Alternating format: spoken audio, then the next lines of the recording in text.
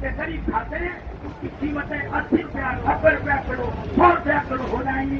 तो ये देश की जनता को छूटने वाले खाते हैं। बेरोजगार नौजवानों को रोजगार देने के लिए भी आपके पास भेजा था और ये भी कहा था कि होली के त्योहार के बाद वो जल्द आपके पास इस धरने पर आकर के आपसे मिलेंगे, आपके साथ समय बिताएंगे और किस प्रकार इस लड़ाई को हमारे को और मजबूत करना है उसके बारे में आपसे सबसे चर्चा करके पूरे हरियाणा का दौरा करके हरियाणा के हर किसान का ही नहीं हर वर्ग का इस बात पर उनको मजबूर करेंगे कि इस धरने को कैसे हम लंबे समय तक इस लड़ाई को लड़ना है, उसके लिए क्या तौर तरीके अपनाने हैं, क्या नीतियां अपनानी है। मैं आपके बीच में कोई ज्यादा लंबा चौड़ा भाषण नहीं देने आया। साथियों को बताना चाहूंगा कि भाई इन बुजुर्गों ने ये लड़ाई पहले भी लड़ी थी 85-86 के अंदर।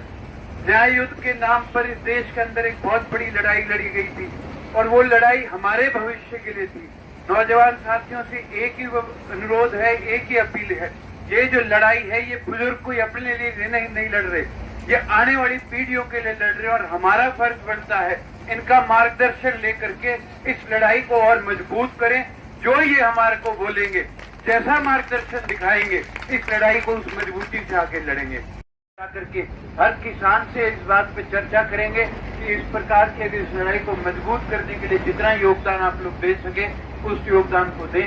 मैं तो आज आपके बीच में आपका आभार व्यक्त करने आया हूँ, धन्यवाद करने आया हूँ, आपका आशीर्वाद लेने आया हूँ कि इस लड़ाई को हमने और कैसे आगे मजबूती से लड़ना है, इस बात का आप बुजुर्ग हमारे को मार्गदर्शन देते रहे। हम नौजवान कंधे से कंधा मिला करके इस लड़ाई को लड़ेंगे। बहुत बहुत धन्यवाद।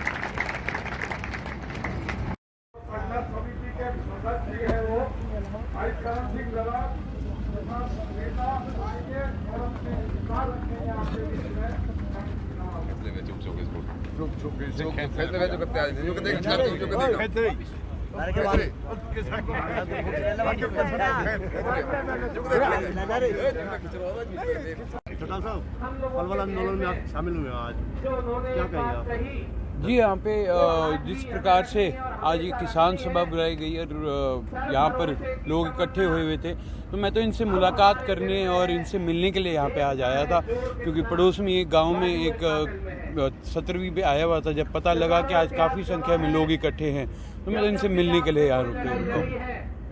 काफी 4 महीने होने वाले हैं, 26 तारीख को 4 महीने। सरकार किसानों की बात की जाती है, सरकार सुन नहीं रही है, क्या वजह है? जी देखिए, ये अंधी और बहरी सरकार है। इन्होंने सोचा कि हम नोटबंदी लेके आए, किसी ने कुछ नहीं बोला। हमने जीएसटी करा, कोई कुछ नहीं बोला। 370 लागू किया, कोई कुछ नहीं बोला। इन्होंने देखा शाहीन बाग कर दिया, कोई कुछ नहीं बोला। कोरोना की आड़ में जब इन्होंने किसानों को छेड़ा तो मोदी साहब को इस बात का एहसास नहीं था कि ये सिर्फ गुजरात के किसानों के साथ खेल नहीं खेला जा रहा। अब की बार जो उनकी लड़ाई है पूरे हिंदुस्तान के किसानों के साथ हुई है। तो और किसान एक ऐसा वर्ग है जो बहुत धैर्य से भरा हुआ है, तो उनको अगर लगता है कि भाई ये पीछे हट जाएंगे, तो ये किसान पीछे हटने वालों में से नहीं है। ये अपने हक की लड़ाई लड़ेंगे और अपना हक ले करके मानेंगे। जो आंदोलन कर रहे किसान है उनका ज्यादा विरोध डिप्टी सीएम दुष्यंत चौटाला से ज्यादा है, उनका विरोध भी कर रहे हैं, जबकि सरकार में ओहदेदार ऊपर भी है, सीएम भी है उनसे ऊपर। क्या वजह कि दुष्यंत चौटाला का विरोध क्यों हो रहा है? जी देखिए, मैं तो एक ही बात कहूँगा कि हमारे दादाजी ने जब ये बात कही थी कि भाई ये गद्दार हैं और ये सिर्फ परिवार के नहीं, ये प्रदेश के भी गद्दार हैं, तब चाहे हरियाणा की जनता को इस बात का एहसास नहीं हुआ था, लेकिन आज इस बात का एहसास हुआ है। तो वो जो दुख है वो निकल करके बाहर आ रहा है।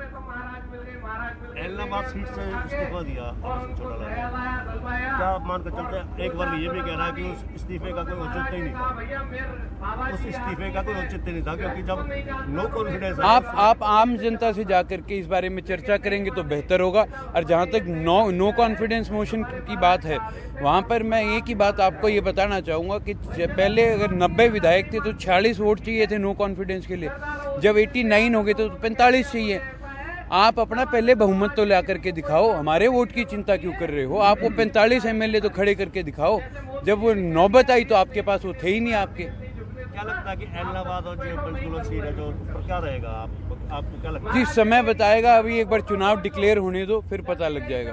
आपने कहा कि चौधरी ओम प्रकाश चौटाला होली के बाद में बुलाएंगे, जी आपको डेट फिक्स किया या नहीं, अभी उन्होंने कोई डेट नहीं फिक्स करी। उन्होंने त्योहार के बाद हर धरने पर जाने का प्रोग्राम बनाया है, फिर हर मंडी में जाकर के लोगों से मिलने का प्रोग्राम बनाया है। चौधरी देवीलाल ने एक बार पलवल से शुरुआत की थी इस्तीफा देकर विधानसभा के कितने विधायकों ने इस्तीफा दिया था? जौन साहब याद है आपको? सभी विधायकों ने इस्तीफा दे दिया था उस जी, जी। क्या वो पूरी पार्टी उस जो चली आ रही किसानों के प्रति, किसानों का जो प्रेम है चौधरी देवीलाल के प्रति, वो क्या इनेलो उसको ग्रहण कर पा रही है? देखिए, हम हमेशा किसानों के हक की लड़ाई लड़ी है, और आज अगर आप ये बात मेरे से ज़्यादा अच्छी तरह आपको किसान बता पाएंगे कि क्या वो हमारे को अपना रहे हैं नहीं। मैं अपने मुंह से अपनी बड़ाई क्यों करूँ? नहीं, वही मैं कह रहा हूँ कि चौधरी देवीलाल की जो वो थी, इनेलो की नीतियाँ चौधरी देवीलाल की ही नीतियाँ हैं। हम उन नीतियों से अभी तक भटके नहीं हैं।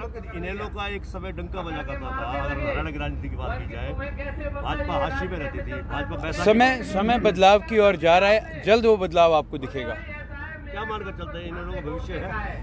ये जनता बताएगी, समय आने पर आपको खुद जनता जवाब दे देगी। मैं अपने मुंह से क्यों बोलूं? एक यूथ करण चौटाला जो इनेलो के युवा इनेलो के स्तंभ भी है, उनके मुख से मैं तो कह रहा हूं, हम तो मजबूती से अपनी लड़ाई लड़ रहे हैं, फैसला जनता ने करना है।